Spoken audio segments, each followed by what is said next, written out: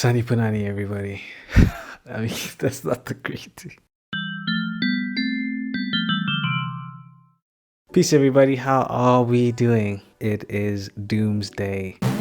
It also happens to be my brother's birthday, so let us all comment happy birthday. Today is the day final results for the full year are out. And of course, I'll be reviewing my results for the year.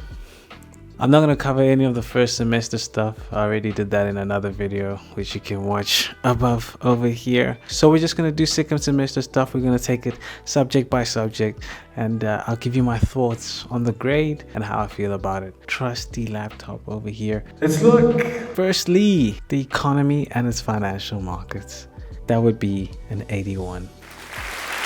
Yeah, I'll definitely take that. That took a lot of learning in a short amount of time for the exam. Did a lot of work to make that happen. So generally quite happy about that. Next subject. The economics of industry, firms and regulations. That would be an 84.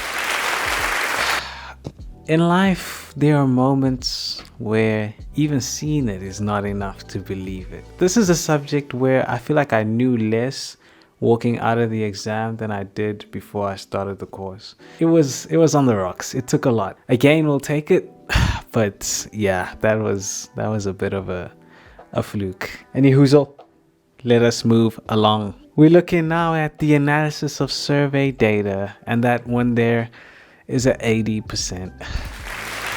The lowest mark I've got over all the courses in second semester, but it's probably my favorite course probably of the whole year, really. It's just the way it was taught. The lecture was quite engaging. It just felt like a good place to be, and just generally interesting content. They didn't try to overload, but rather try to teach you something. So I enjoyed it. It was a fun course. Then we move on to the last course of the second semester, and that would be digital economics. 81.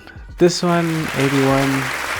Reasonable. I'll take it. It was probably the most loose course I felt in terms of what exactly we were doing. Yeah. But the mark that we all care about, folks. Oh my god, I almost even forgot it. The mark that people get married for. Research and writing. This here is the research paper that you write the whole year. The long paper, if you will. Months of turmoil. Months of grind. Of not seeing the sunshine. Of just hearing that very tantalizing sound. Let me give you a taste. Here it is. Months of that. Whoa. We put it in at a 75. 75. Wow. I finally rest. Watch the sunrise on a grateful universe. That one puts a smile on the face for sure.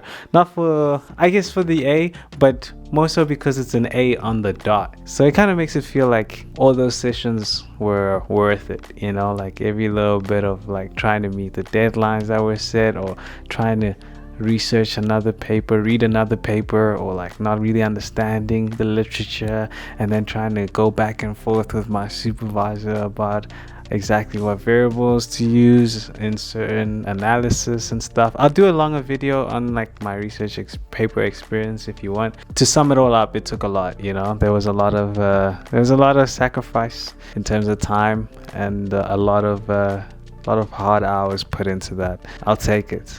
It's almost even better than 100, because it's just confirmation, you know. We see it. We see the effort. Overall, I guess the year we rounded it out at an 81 GPA, which I don't really know if it means anything or anyone cares about it, but that is my GPA for the honors year. In terms of overall feelings about my performance, obviously I'm happy. I've managed to meet my own expectations. In some cases exceeded them, in some cases not so much, but I've never been too obsessed about my grades, despite how I perform generally. I'm more obsessed about the process, you know, the journey, and pushing myself to be better at something, or see how far I can go with things. So that's why I'm kind of comfortable just putting my grades up there for everyone to see, because they don't really mean much to me. If I didn't get an A on something this year or whatever, I wouldn't like fall down, it wouldn't explode. I'm more proud of the fact that I left nothing on the table this year, when there were many an opportunity for me to just call it a day and just move. But I stuck it out in several instances and made it happen. So that's more impressive to me than the grades or anything like this. The flip side of that is that a lot of people, including myself at a stage, would feel disheartened when they didn't really get the mark or the point that they wanted, that they thought was commensurate of their efforts. Did I say that right? Commensurate? I don't know. And it brings them down. But it's like, I hate that, because I still put the effort. I still feel good about the effort I put in. So even if I didn't do as well, even if it was a slay of 50s on the whole record card, as long as we passed, I would have been really proud of this year, because I feel like I put everything in. And so should those out there who maybe not have gotten what they were ultimately aiming for, but still managed to put in everything that they could have. But in sum, that's 2 years worth of A's. So something's working in this old noggin over here. 2 years worth of straight A's. It's pretty decent. That's it for me. Soon come more videos. Peace, everybody.